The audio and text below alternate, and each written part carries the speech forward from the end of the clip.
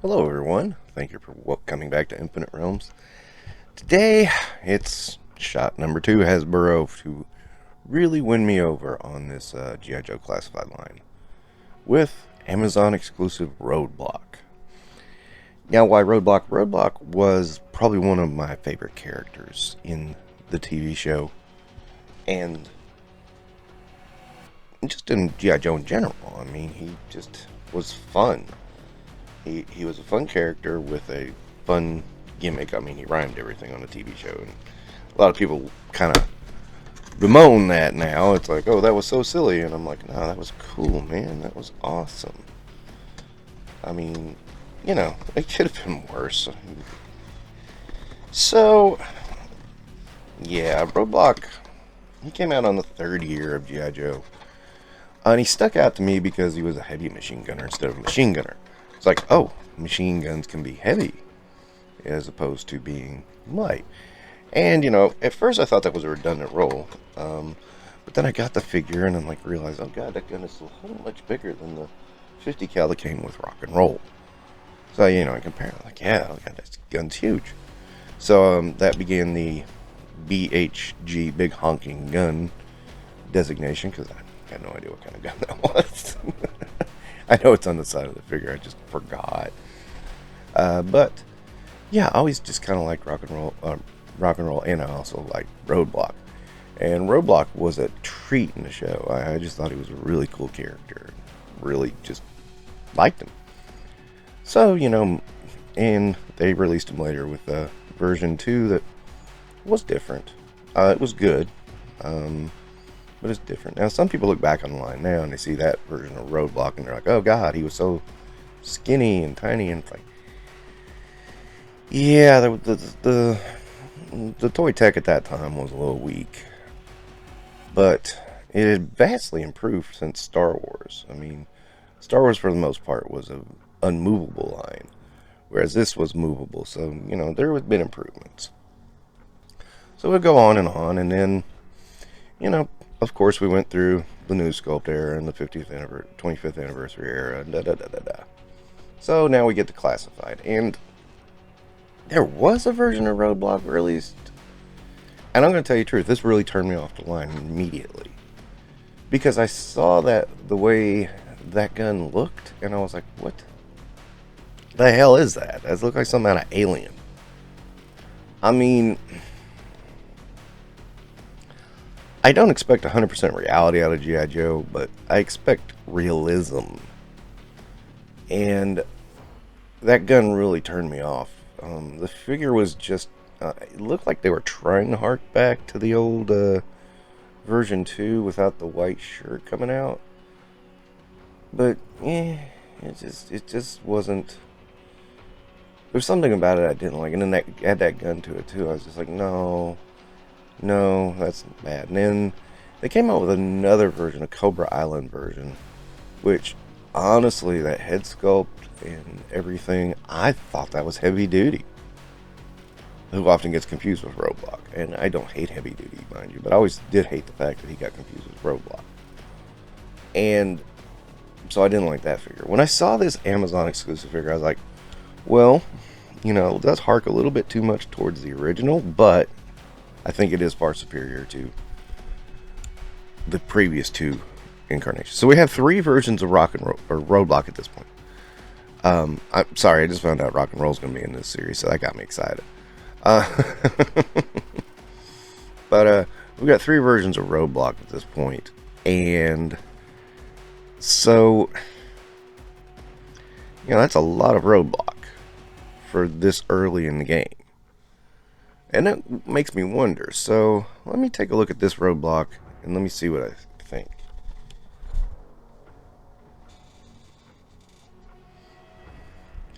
So obviously this is harking back to the original colors of the original mold. He's got the tank top with the straps kind of hiding the straps of the tank top.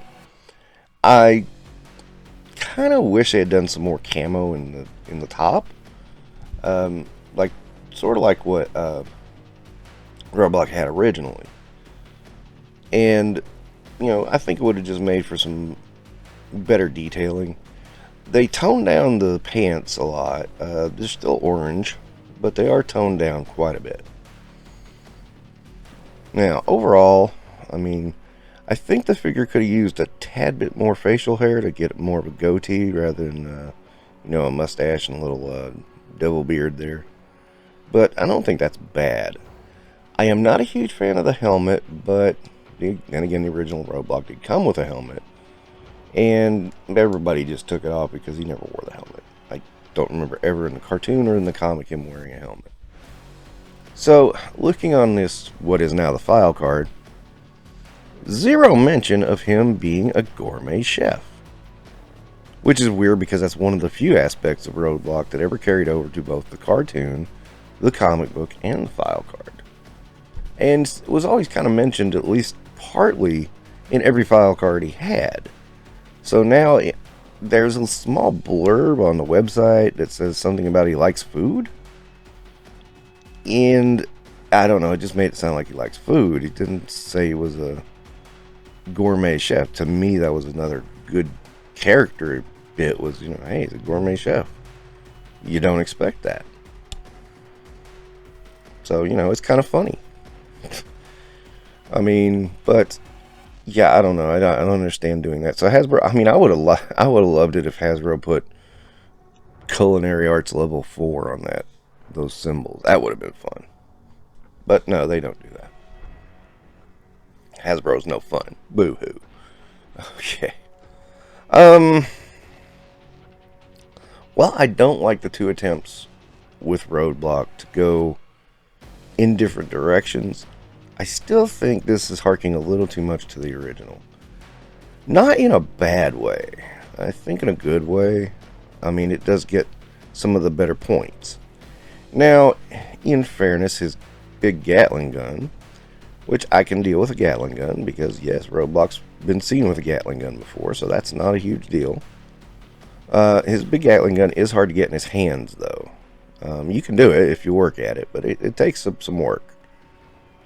And it looks good. It's a good looking one. I think, and he also comes with a pistol that I just don't see him using. It's like, it's like I don't know, giving a sword to I'm trying to think of a character. Yeah, giving a sword to Heavy Duty. There you go. Yeah, something like that, or sci-fi. It just doesn't work. Pistol with Roadblock doesn't work either. That doesn't mean I hate it. I mean, obviously, that is a detail. I mean, yeah, you would want a spare sidearm, even if you're a machine gunner. So, I don't hate it by any means. It's, I just kind of laugh that it's there because it's like, when are you ever going to use that? I mean, as a toy, when are you ever going to use that? But, what do I think about this? Okay, so Hasbro, I mean, I'm going to say this much. I do like that you went and tried to make a good rendition of the original figure in this form. That's cool. I do think that it was working better when you try to do updates and changes to the figures. Beachhead, not so much himself, but the ones I've seen, the updates I've seen, I think they look better. I mean, you do little tweaks and stuff that makes the figure better. I think, again, even though I like the Gatling gun, I think he could have used a different machine gun in this case, and I think a nice ammo belt and a backpack would have been perfect. I think all those things together would have made this figure probably excellent. As it is, it kind of looks like a cash grab to the nostalgia crowd. Now, I don't necessarily fault anyone for that, but at the same time, I think he could have been a much better figure. I think he's a good figure. I think he's a 4-star figure. Again, good, not great. And as far as Hasbro, have you really convinced me to start buying into this line? I'll have to say not yet. I mean, you have me at the point of thinking, yeah, there's some characters I really like from G.I. Joe, and I probably need to pick a couple of them up. So you got a little bit coming. I mean, I'm being moved a little bit on my stance on these classified figures. Before I was like, no way. Now I'm like, maybe there's a few characters I should pick up just to look at and have versions of in this kind of form. Okay, and that's going to wrap it up for today for Infinite Realms. Hope you enjoyed. Don't forget to like and subscribe. You guys have a good day, alright?